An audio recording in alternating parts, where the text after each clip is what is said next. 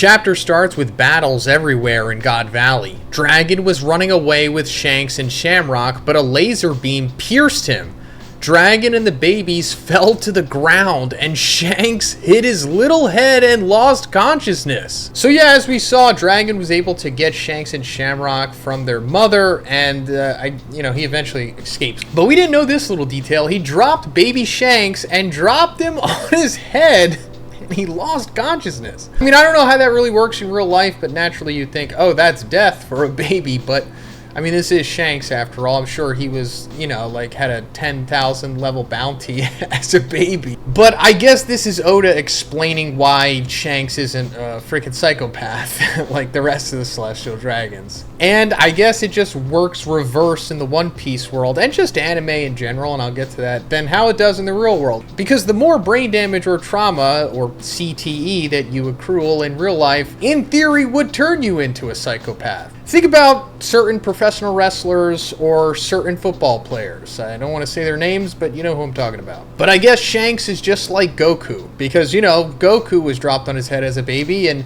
he was supposed to be a murderous psychopathic Saiyan, but he wound up being, meathead babyface Goku. So I guess Shanks has the same thing going on. Instead of being psychopath Celestial Dragon, he turned into babyface red hair Akagami. Dragon was attacked by the big woman with sharp teeth from the last chapter. She shot a beam from her mouth like a pacifista.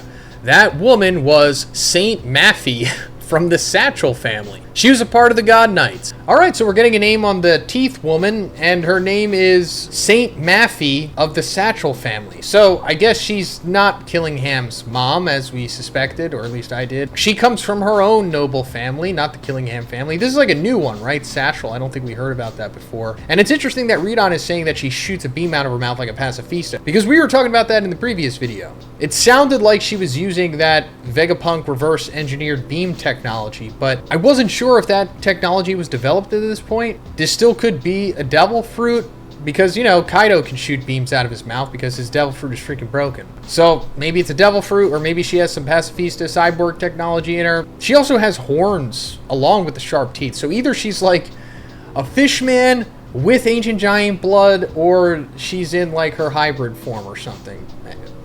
I guess we'll just have to wait and see. But you just think that they wouldn't allow fishmen or ancient giants even to have the blood of those in you to be like a celestial dragon, right? Isn't it kind of implied that all of the normal families are kind of just humans? Mafy picked Shamrock up from the ground. She was sent by the celestial dragons in charge of the babies. He wanted her to bring them back before Garling finds out what happened and kills him. Mafy was surprised to discover that Garling had children. She was also surprised to see that someone wanted to kidnap. Thank you, Dragon. Thank you for actually, acknowledging what's going on here and trying to atone for it immediately. Garp, on the other hand, he's still a freaking Vice Admiral to this day and still has protected Celestial Dragons. So I guess even Oda himself is kind of showing that Garp isn't really being excused here. Now, maybe Oda isn't literally thinking that. This is more very a cynical take of me and a certain few others in this community, I suppose.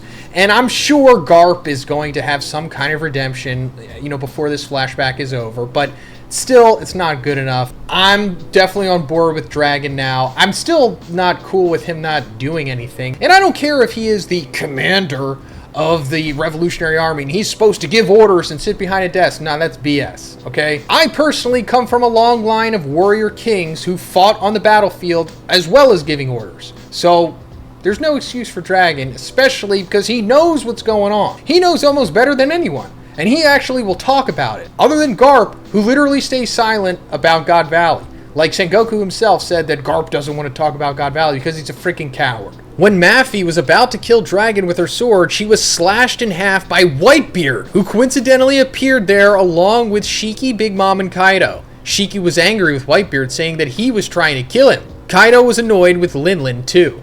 Alright, Whitebeard. I mean, I guess he accidentally saved him, but still, Whitebeard, great character, great guy. Even till the end, he deserved better than Ace, to be honest. Suddenly, many pirates from Hachinosu encircled them. Those pirates turned on the Rocks pirates instead of trying to find Shakky because they thought that they would make a huge name for themselves if they defeated them. But Whitebeard, Shakky, Big Mom, and Kaido attacked them together in an epic double page.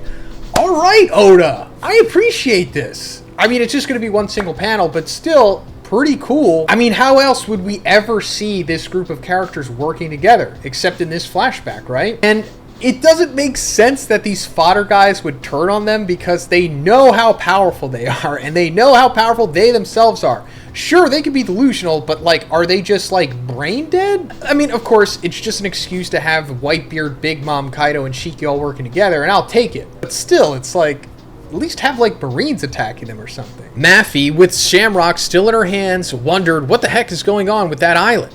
Dragon managed to get away from the area, thinking that the children had been taken. But to his surprise, he saw Shanks unconscious on the ground and ran away with the body. Alright, so this is giving us some connective tissue. Now we know how Shamrock got back to Garling. He was taken there by Mafy, and Dragon picked up unconscious baby CT Shanks and put him in the treasure chest eventually. I guess we'll get to that soon. Also, a pretty cool parallel that I saw Dawn and Dust / Luna PN art point out is that is also supposed to parallel to what happened with Corazon and Law. Garp noticed the big shots are near him, so he went to catch them. Garp punched the ground while Whitebeard, Big Mom, and Kaido dodged the attack. Kaido wanted to fight Garp, but Big Mom and Whitebeard didn't want to drag things out, so they ran away.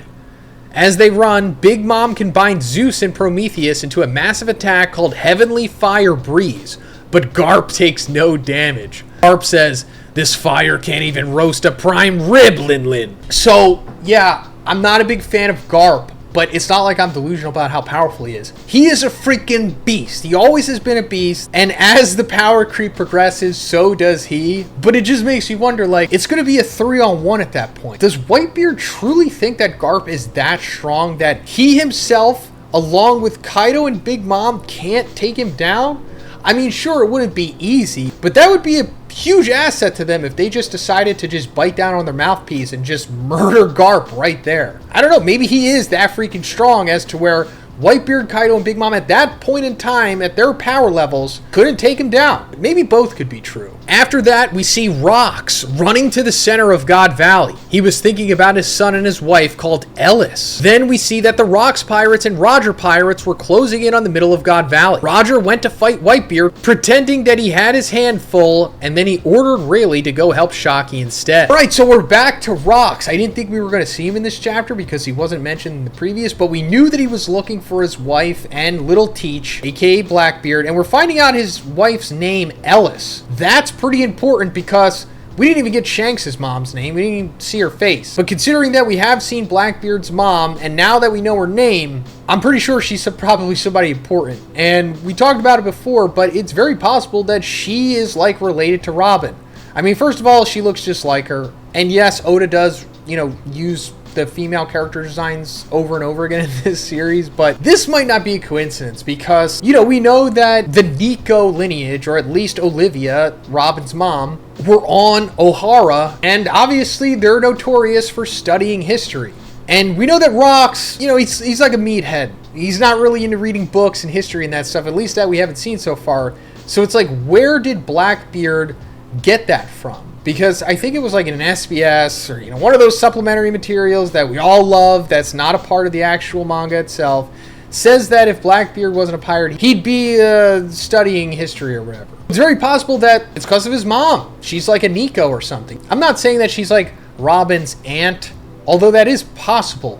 Like, Blackbeard could be Robin's cousin or something like that. Maybe second removed cousin, one of those weird things. The Marines tried to take Shakky away, but she kicked and defeated them all in her chains. But Summers appeared and slapped Shakky with his club. Summers prepared to kill Shakky since she was belonging to Garling anyway. But in an effing amazing last double page of the chapter, Rayleigh appeared to save Shakky and defeated Summers with a new attack called the Bill Hook of the Beyond. Rayleigh's attack pose is very similar to Zoro's pose when he uses the Onigiri attack. I mean, of course it is. Because most of the sword attacks in this series are just swing it like a baseball bat and then you appear behind your opponent with your sword cocked. Rayleigh says, "Shakky, sorry I'm late, but I've come to get you." Rayleigh offered his hand to Shakky. Now Rayleigh's pose is very similar to Luffy's pose when he offered his hand to Momonosuke and Zoe. Shakky bursts into tears and they both hug each other while crying.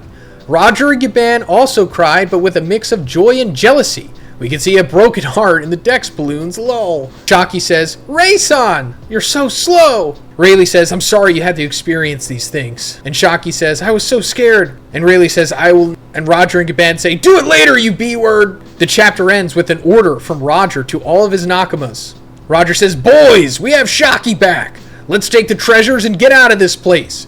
Roger Pirates say, yeah! So, nice little happy ending for Shakky and Rayleigh. I mean, we do know that they go on to live happily ever after, at least so far. I mean, they could die in the final war or whatever, but, you know, they wind up in Sabaody together in their nice little situationship that they have, so that's nice. Also, we definitely didn't want to see Shakky wind up with Garling because, you know, he's Garling. But also, Roger's saying, like, hey, let's get out of this place now that we have Shakky and everything, which would be pretty smooth, but we know it doesn't go down like that. And yes, Sengoku has been a unreliable narrator, with him telling us for all these years that Garp and Roger teamed up to take on Rox. But so far, everything has been wrong, so that probably is wrong as well. And it's very likely that Roger and Rox wind up fighting. Or maybe even they fight together, not against Garp, but against somebody else. Or we get, you know, the big main event that we really want, besides just Rox and Roger fighting, and it's like Garp, Roger, Rox triple threat match. But don't forget about Garling, because this is where my big theory about how Rox is going to die comes in.